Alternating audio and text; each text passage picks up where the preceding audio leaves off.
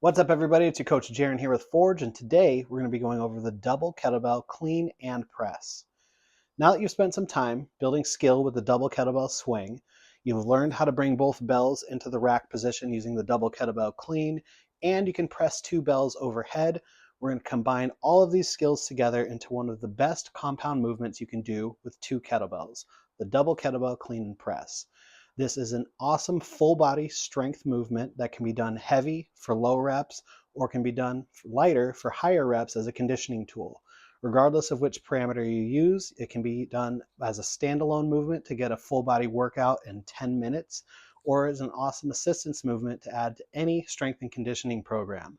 For those reasons, let's learn the double kettlebell clean and press today. To perform the double kettlebell clean and press, we're going to set up the exact same way as we did with the double kettlebell clean, with both bells about 12 to 18 inches out in front of our feet and at a 45-degree angle with the V of the handles facing towards us so that the thumbs can face backwards on the backswing. We're going to take a stance that is slightly wider so that way there's room for both bells to fit between the legs without hitting the knees. And then we're going to proceed through our normal rooting and bracing sequence, making sure that we have equal tension and pressure between the heel, little toe, and big toe of the foot. And then we're going to inhale through the nose, exhale through the mouth to drop the ribs, inflate slightly until we feel the obliques engage. Karate chop the hips back so we feel a stretch in through the glutes and the hamstrings, and grab onto our bells, tilting the bells backwards to engage the lats. Remember to inhale on the backswing.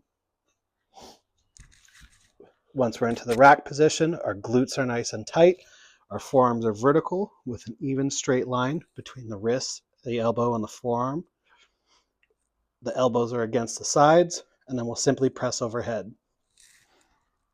To return the bells, we guide the elbows back down towards the side, and then we just proceed with our clean.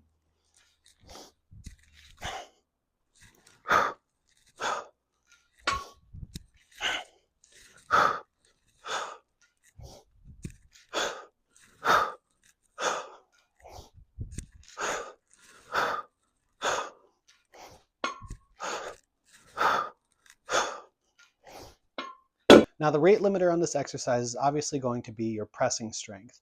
So I suggest training the clean and press with a weight that you can comfortably press overhead and allow the complexity and the fatigue from the additional clean and backswing and the linking together of repetitions to make this more difficult for you over time.